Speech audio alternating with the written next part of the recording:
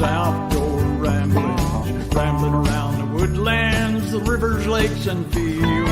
Outdoor ramblings, rambling about the outdoors with Milton and O'Neill. Rambling about the outdoors with Milton and O'Neill.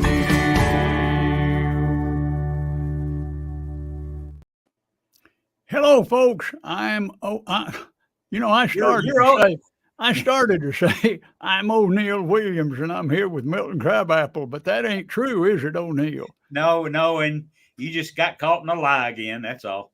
I'm Milton Crabapple, and I'm here with O'Neill, and welcome to another episode of Outdoor Ramblings. I'll tell you something, I got to have me another sip of coffee this morning. That's right, good. Jump right in there and get you one. I'm half asleep. How you doing, O'Neill? Doing fine. Yeah, the weather's beautiful. It's rained a little bit yesterday, but we've got about 7 or 8 days of clear air. And where I live up here in the North Georgia mountains, it's about 6, 8, 10, 12 degrees cooler than it is in Atlanta. So we rarely ever have 88 degrees. Has the weather turned over up there on the mountain yet? It's right now it couldn't be better. Well, that's good. That's good. Nighttime temperatures are about 61. Daytime temperatures 73. Man, I tell you something. That's nice. You know, I love this kind of time of year when it's time to go fishing, and then it gets hot, and I start waiting for cold weather, and I start thinking about. About the time fishing season gets good and started, I'm thinking about hunting season. Yes. And then about halfway through hunting season, I'm thinking about fishing season. You know how that goes, I reckon. I do. But I was telling, if we were talking about hunting, you ever do any coon hunting? No, I never have done that. Well, that's lots of fun. I've coon hunted and trapped, and I've hunted about everything you can hunt, I reckon. I used to kind of be in trapping and sell furs and hides and all that stuff. But I've had a few coon dogs in my time and a few beagle hounds. But I was telling a fellow the other day about the most special, smartest coon hound we ever had. Now, when I was a kid, we had an old blue tick hound named Old Luke. That's what we called him, old blue tick hound. He was the best I ever saw in my life, O'Neill. As a matter of fact, you know what a stretching board is? It's a long, narrow board. When you trap coons and stuff, you skin them out and what they call case skinning, and then stretch them over that board. Right, sure. This skunk you see here, he was stretched over a stretching board. You see him? Right. I'm listening to you. Yeah, well, and they got little different size stretching boards for different size animals, You can buy all kinds of them. And so. I'm listening to you. See here? Yes, sir. Yeah. I see that when you got there. Now, see, he was stretched over a stretching board in the beginning, but then somebody split him open and opened him up where you could hang him against the wall. Correct. But now this one is like a. Now, I actually split him open at one time because I was thinking about hanging him on the wall. So, no, I didn't. This one's still just, you see, it's kind of like a shot. I can stick my arm up in there, you see.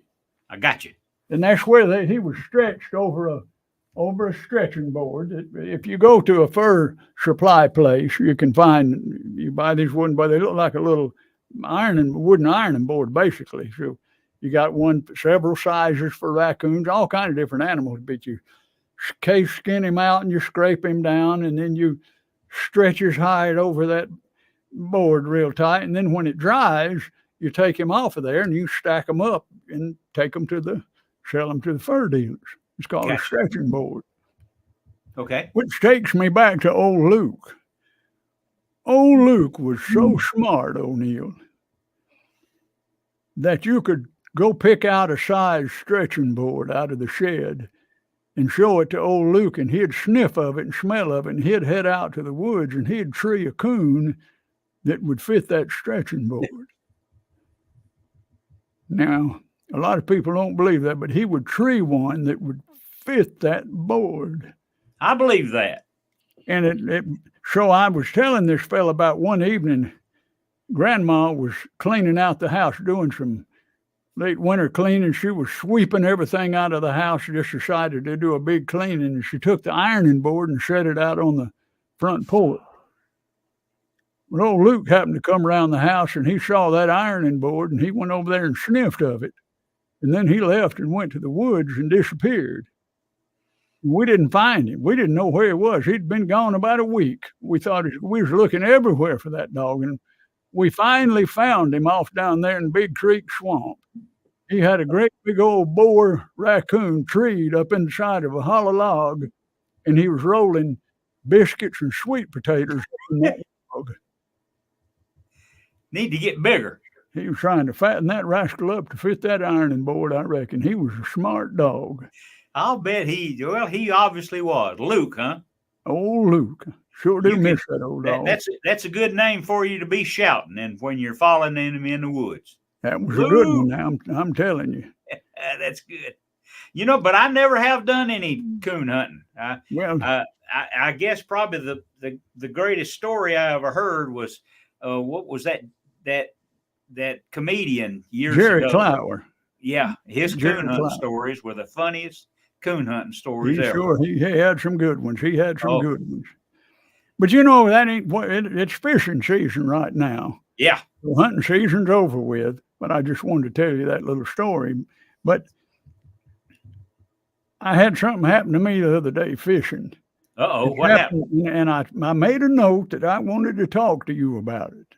Okay. So this was about a week ago. I was fishing, and this has happened to me over my lifetime countless numbers of times. I was fishing with about a 5-inch little old speckledy pumpkin seed worm. Okay. No weight, no nothing. Mm-hmm. I just throw it out in there and let it. I like to fish them that way. You can't throw them as far, but you can get a lot of good action on them. Anyhow, a bass grabbed that thing, and I sat back on him, and I just as I felt him on there, as I set the hook, I just felt him on there for a second, and then he was gone. I was reeling it in. I could tell that my line broke.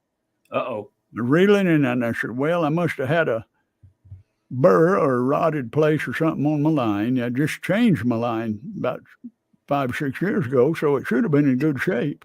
Yeah, right. But anyhow, I reeled it in, and the line had broke right at the hook, and it still had like a curlicue, like a pigtail in the end of the line, so I could tell it broke in the knot of the hook. Now, I don't know if I don't believe I tied it wrong, because I've been tying them the same way for not likely going on 70 years. I've been tying them the same way. I use I believe it's called a modified clinch knot.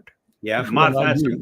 Some people call it an improved. Maybe improved, whatever. But anyhow, that's the knot. Yeah. I go around 7 times. And then I put it back through the loop and then run it through the other and then pull it snug it up just a little bit. Then I put it in my mouth and roll it around and spit on it good. Yeah, it needs to be wet. Then I slide it down there real good and clip off the end of it. But anyhow, is it my knot? Is that a good knot? I find some people, they say, well, you ought to use this kind of knot. You ought to use that kind of knot. I had a fella one time, I was striper fishing, and we put a plug on the end of it, and he was tying it. It looked like he was doing one of them yo-yo tricks where you do that rock the baby in the cradle with that thing and swinging it through and pulling it through. I never seen such an awful contortion of a knot in my life. Can you talk a little bit to folks about fishing knots? Okay, I will. Number one, you for the knot, there's nothing wrong with an improved clinch knot. I mean, that's scientifically proven to be as good a knot as you can tie. And I get that from the sporting goods magazines. It is, use it. It's great. Okay. You got 2 things. Number one, you don't tie it correctly. You tie it, but you've made a mistake because it needs that that row of wraps needs to be a row of wraps, not one lying on top of the other one. That cuts the knot in half. Okay. So you got to do a good job of tying it, but you're tying it correctly if you use a good one. The only thing I can recommend is what I learned from other fishermen. And there was a fisherman that I used to fish occasionally in tournaments and so on. And he always, he only used 8-pound test line. He always brought in a limit. And if he didn't win, he was in the top 2 or 3. And he had a habit that I adapted to, that I do now, no matter what. If I get hung up and abuse the line being hung up, or I catch 3 fish, I retie the knot. Because you don't know what that knot's been through in that period of time. It's just a little, and see, the line is wet, clip it off, cut back about, 3 or 4 feet, and retie the knot. And he did it every 3 fish, and that was one of the reasons he was so good. And that's what I do now. It seems like you go through a lot of line that way. Well, listen, and we're going from knots to line here, but the line is the most important thing you're fishing with. The rod, the reel, the lure, the hook, no matter what. The most important thing you use is your line. And I always, when I go fishing, the rods and reels that I take, I always cut back and retie 1 rod length of line. Because I don't remember what went on the last 30 minutes of the last time I went fishing. I don't remember what went on for the last 30 minutes. Yeah, right. So, it's not much line. 5 feet, a rod length, 6 feet, a rod length, and you get to retie the knot. So you freshened.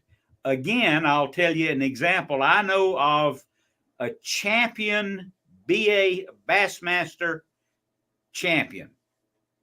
He re-spooled all of his line every night during a tournament.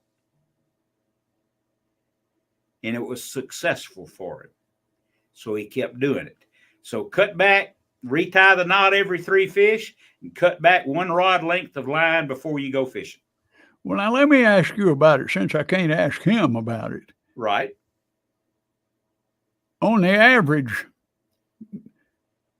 bass fisherman's rod in the average bass tournament on the average lake at the average time of the year, how much line has he got on that reel? That he never uses, huh? Well, I don't know about whether it's a spinning reel or what. And he might have been lying. He might have just cut 50 feet or 80 feet and then retied the line. I don't know, but he told me he re-spooled all of his reels every night. Well, I mean, I'm not denying that he did that. Now, that's not what I'm saying, but I'm saying it,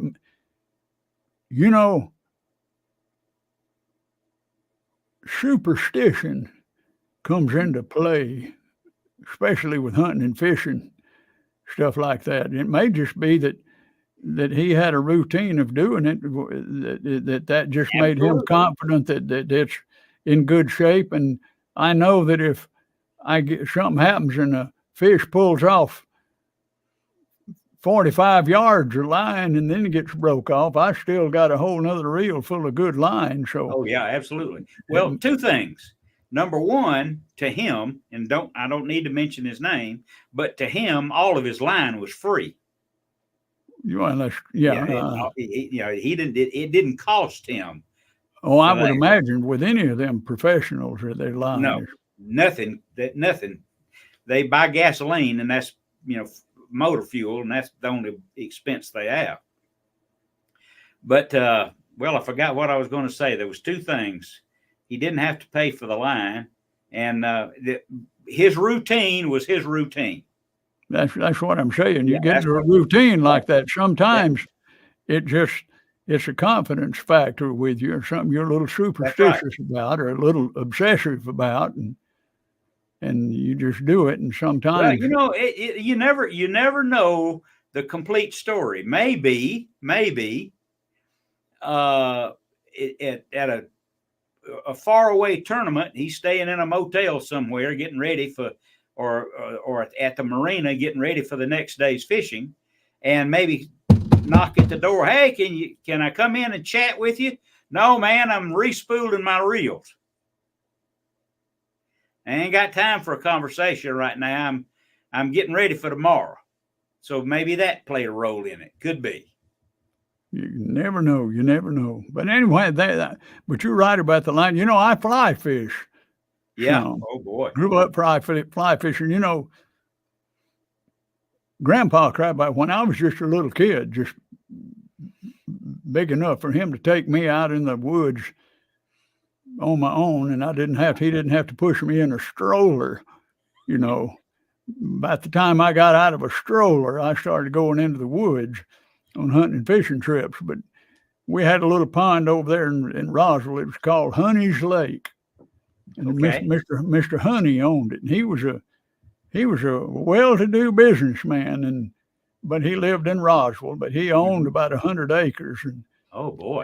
had a pond on there. This pond was probably, I'm gonna say it's probably 8 acres, maybe one a big pond. Right. But on one side of the lake, on the upper end of the lake, was all cow pastures, and he had it all full of cattle up there, and all of it sloped down a big long hill to that lake. That lake had two little old feeder springs that come into it, one on each side, but all that water drained down into that lake from them pastures with all that cow manure in there. Now you talk about a fertile lake. That thing was full of bass half as long as your leg, and it had brim beds in both corners of it. And we'd go up there, and Grandpa, he had a little old John boat up there that was turned upside down always, and he didn't let many people fish in there. I think a lot of people was afraid to ask him if they could fish. You couldn't see the lake from the road, so a lot of people didn't even know there's a lake over there. But we'd go fish and park and have to walk across them pastures and get down there, and Grandpa Crabapple would get in the front of that boat and had a paddle in there, and I'd get in the back and had me a little old Johnson Century reel and had me a box of red wigglers, But Grandpa Crabapple sat up on the front of that thing, and he'd take his left hand and just scull that boat around with it. In his other hand, he had that fly rod, and we'd go around the banks, and he could catch. He was a real artist with that fly rod, and so he taught me how to fly fish, and I was lucky, I guess. I picked it up right off the bat. First time he showed me how to fly fish, I got the hang of. A lot of Yeah. people look like they're got a windshield wiper out there, and Right. they're trying to beat the ground to death. Yeah. That There's that literally, it's half. It's a half. Half. you gotta wait. You gotta delay. You gotta wait for that line to roll way out there and stretch out, and what they call load up. Get that That's right. weight out there, and then you can unwrap. Well, I just had the knack of it right from the beginning. So, but back then we didn't have these fancy reels, and you don't need a fancy reel for fly fishing for small fish, brim and bass. You don't need something with drag on it and all that kind of stuff. You can just do it with your hand, stripping it through there. And we'd just take some line off a spinning reel and tie it on to the end of the fly line. We didn't have all these preformed leaders, tapered leaders, all this kind of stuff. You just took a piece of monofilament and tied it on there. But anyhow, I learned to fly fish real early. But nowadays, our friend Henry Cowan, he told me a new fly line. I was going when we went down to Barataria, a few years ago, and I was going to go fly fishing. Me and Dude was, and he said, Hal, you got to get a different kind of line on there. I said, well, what do I need? So Henry told me exactly what to ask for. I went to this fly shop, and he told me what to ask for, and I got it. But now this fly line was, I don't know how long a fly line is. It's maybe, come to think of it, I don't know how long, because you know, you get into, you got what's called backing back there behind it, you know, that long. But that line was $90-something Oh boy. for that little piece of fly line now. $90-something, but that line's going to last me a long time. It's going to have to, isn't it? In my lifetime, it ain't going to be replaced. I'll tell you that much. But them fly lines especially get complicated. You bet. But I've seen them folks tie and fly. You know, a lot of times you'll get out there. We're talking about knots again now. Them folks will be fishing in a stream or something, and they might, you got to do what's called, you know, match the hatch. Yes. And so you may see trout feeding and stuff, and they won't bite. So they'll make a few casts with a fly, and if that don't work, they'll take off another and put it on there and throw that in a few casts. That don't work. They may go through a bunch of flies trying to figure out something them try to leak. Well, I've seen them folks they'll take that thing and bite it off, and they'll go and throw that. They can change a gall darn fly in about 15 seconds. It beats all I've ever seen how fast they can do that. Those fly guys, they really zero in on everything. Not me. I got to get my glasses down on the end of my nose and get it up there where the sun's just right, where I can tell which one's the hook and which one's the line. And the only time I'm involved in fly fishing is when I take a kid up to Black Hawk fly fishing. I don't fish, and I let the kid fish. So I've got lots of advice, and since it's a child, I just let him just do the best he can. Well, that's help good, him out a little bit.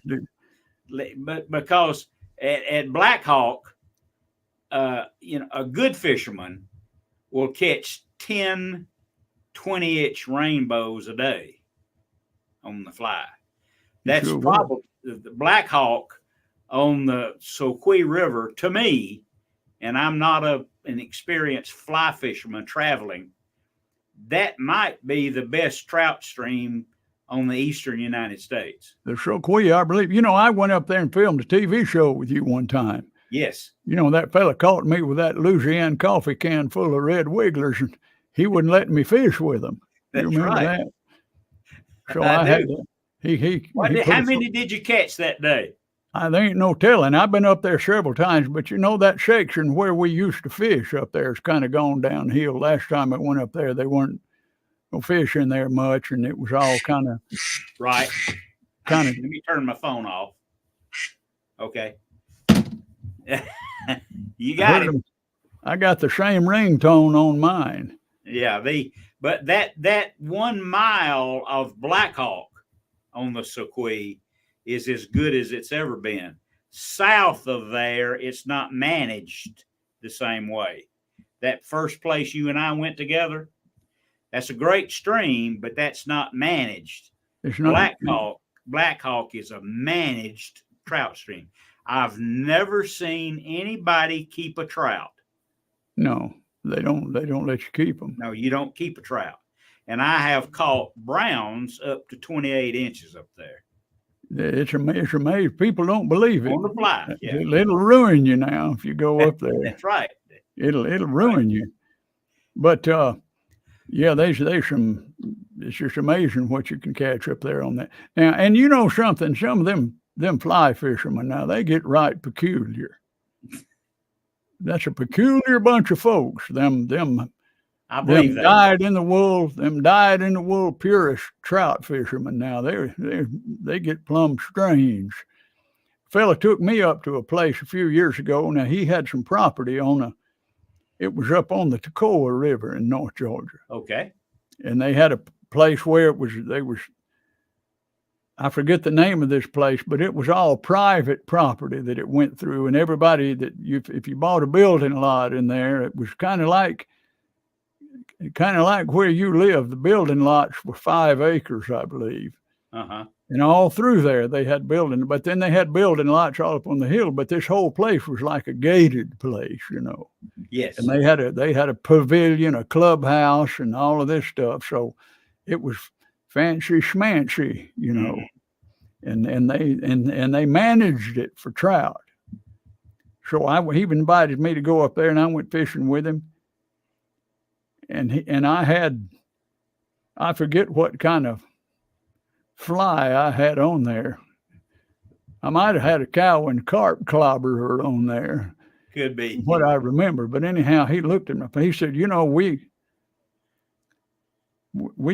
I just like to use things that the trout naturally eat. He said, here, that's what we use on this stream is the flies and the lures that the trout are naturally going to find here. That's what we use. That's ideal. And my response to him was, well, you got 6 gall-darn trout feeders going off twice a day, and the only thing them gall-darn trout are eating are pellets. And now you won't let me fish with the cow and carp clobberer. Yeah, you need to fish with a pellet. He was wanting me to use something that was all natural when the trout was eating pellets. It's a peculiar bunch of folks, O'Neill. That's right. Good folks now. I'm not saying. Yeah. You want to get invited back, so don't get carried away. No, I'm telling you, yeah. He of course, he got mad too when he found my chain stringer in my pockets. That's right. Yeah, well, it's good. It's good eating and good fishing. Good eating and good fishing, and you know what? You need to take a few out of there every now and then too. Oh, absolutely. Can't feed them all. It can be overpopulated, no doubt. That's what I do. Especially if they turn off the pellet machine. I get, and everything's catch and release, and I understand all that. But there's a lot of subdivisions and ponds and people on ponds. Me and a friend of mine go crappie fishing. Chief Spencer, he used to be the fire chief here, and he's got a little boat rigged up for crappie fishing. Now it ain't but about a 10-foot long little John boat, but he's got about 6 rod holders, and he got a little electric motor, and we find these little ponds, and somebody says the lake's full of crappie, so we call it the Crabapple and Spencer Crappie Removal Service. That's what we operate. And if you want a lot of bass in your lake, you need to get rid of a lot of crappie if you got crappie in that lake. Yeah. So we're always happy to go out, and we'll drop what we're doing to help somebody out. If they need to get crappie out of the lake, we'll drop what we're doing and go help them out. And that's a good thing. That's a good thing, because you've got a limited pond. You got a small pond, and it's got crappie and bass. Then the crappie eat everything because there's so many of them. And the bass don't get anything to eat, so the bass don't get very big. But now most of your local farm ponds, most of them don't have crappie in them. Right. They've just got bass in them. But I always kind of chuckle to myself when somebody says, you can come fish in there, but it's all catch and release now, especially the bass. You can't take a bass out of the lake. Well, what you find there is a whole lake full of bass the size of this pencil. Yes. Now, the biologist will tell you, if you want to catch big bass in the lake, you need to start getting rid of them small bass, and them bass 10, 12 inches long, you need to either take them home and clean them and eat them, or throw them over the dam and get rid of them. So that's what I do at my friend's pond I told you I fish in. I started, you couldn't catch nothing in there longer than, about a pound or a pound and a half. A pound and a half was a good sized bass of what you catch, because it's just full of bass. You could go over there in an hour and a half and catch 25 bass, but so I just started eating them things, taking them out of there. I told him what I'm doing. I'm gonna manage this pond for you. So he said, oh, well, okay. So I take them things out of there, fill a cooler up with them, bring them home and eat them. And now I'm catching 2 and 3 pound bass in that lake sometimes. And I caught one this spring. It was a 6 pound one. It's about the biggest one I've caught out of there. But it took my grandson over there, about 3 weeks ago, and I'm getting him. He's getting where he's pretty good now with a Zebco 33. He can throw that thing, and it was his first time of really bass fishing by himself. I said, you come on now. I said, I'm going to take you to the honey hole now down there on the other side of the dam. But he has a hard time casting it because he only knows one way to cast, and that's like this. And he can cast it half a mile, but usually it goes to the left and straight up. Yeah. And if there's a tree within 200 feet of him, it's going to go up in the top of that tree. Mm-hmm. And I try to tell him, I said, you see that drain pipe out there? There's a drain pipe about 10 yards off of the dam. I said, see that pipe sticking up? I want you to try to cast it right over there in that pipe. There you are. I said, just look at it. Don't look at the rod. Don't look around at all this stuff. I said, put your eye on that drain pipe and pull that thing back, and you just point that rod just right toward that drain pipe. And he sat up there and he looked at that drain pipe and he went.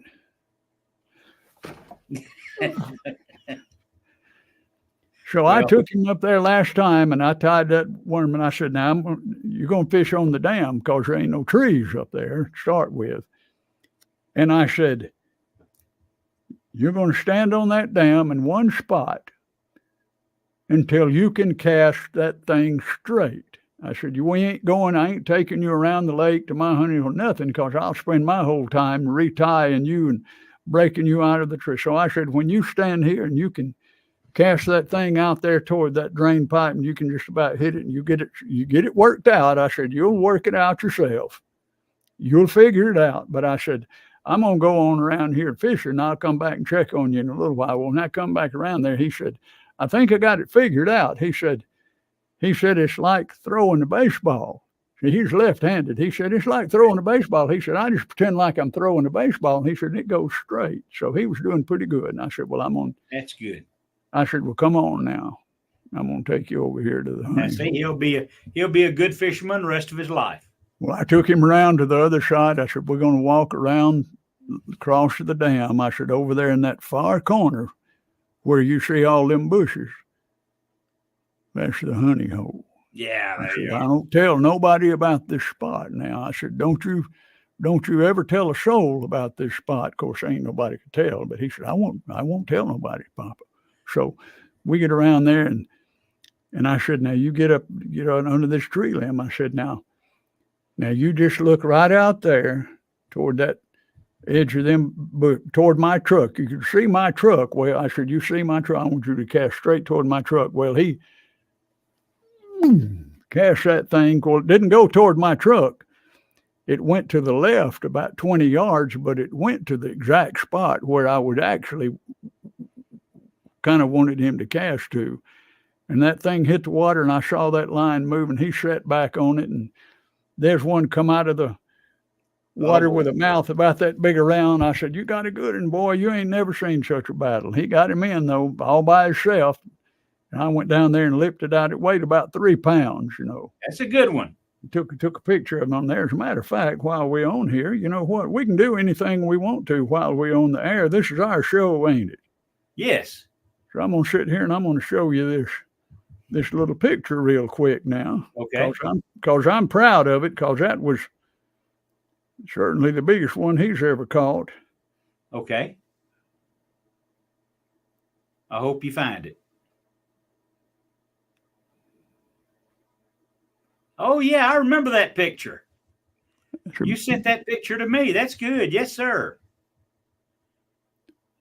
Yeah, he was proud of it. So anyhow, he's turning into a good fisherman. I'm getting ready to teach him, to cut him a new way to walk, though. I'm going to take him down on the Chattahoochee with that little Zebco, and I'm going to fill that thing up with some whole kernel corn on the end of it, and I'm going to set him into one of them 10 or 15 pound carp in that moving water down there. And you betcha.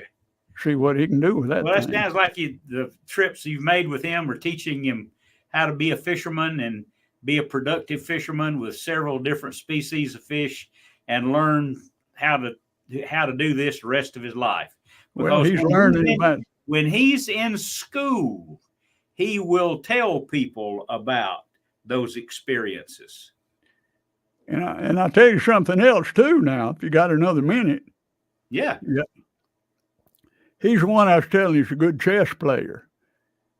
Now, he's learned how to play chess. Now, he's just turned 11 years old. Oh, man. But he's teaching. He taught himself by watching YouTube videos. I know how to move the people. I don't know nothing about playing chess, but he's watching YouTube videos and reading. He said he wanted to learn how to play chess, so Ma Crabapple got him a book at the library on how to play chess, and he taught himself how to play. Wow.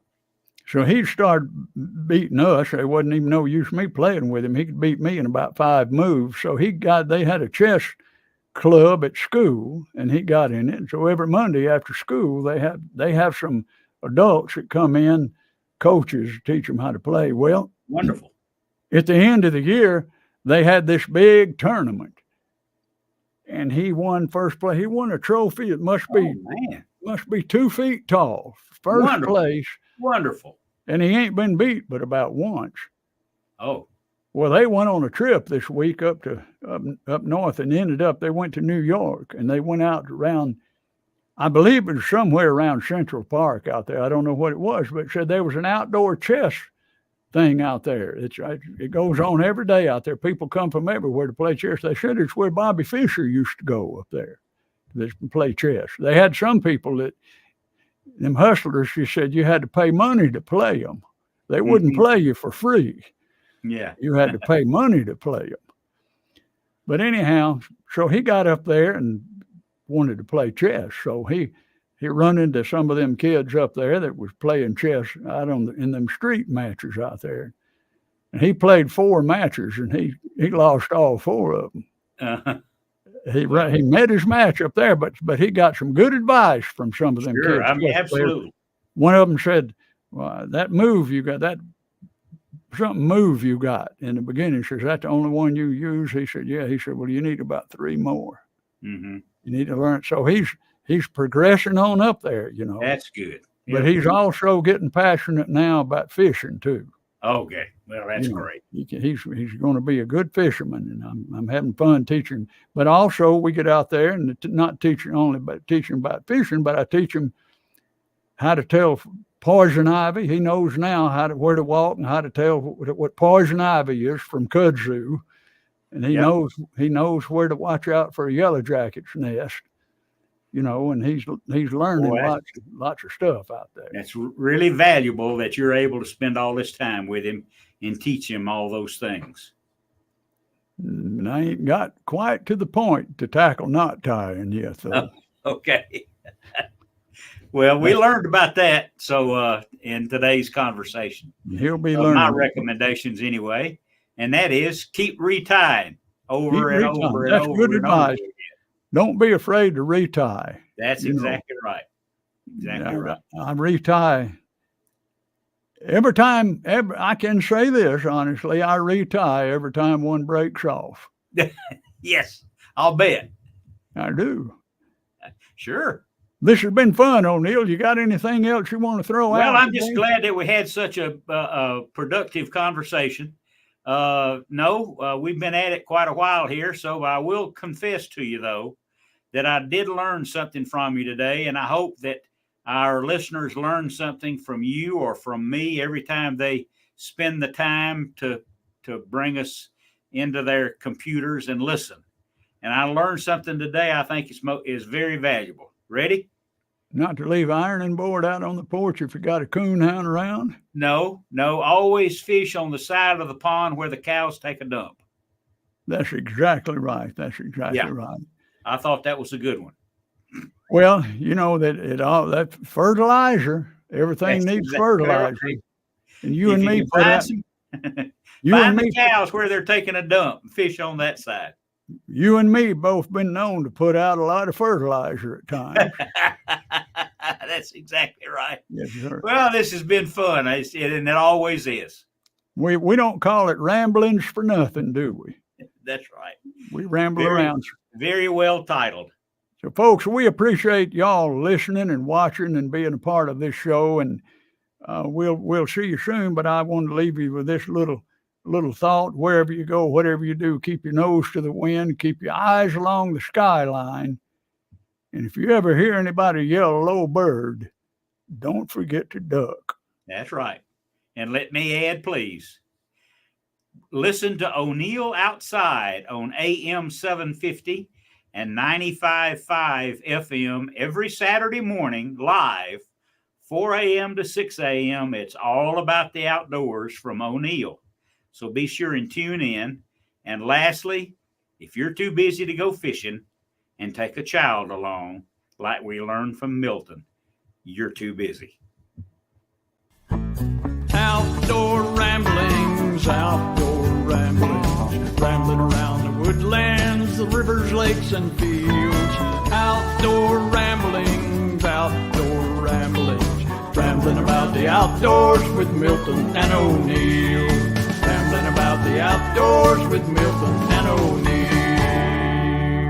Y'all come back now, you hear?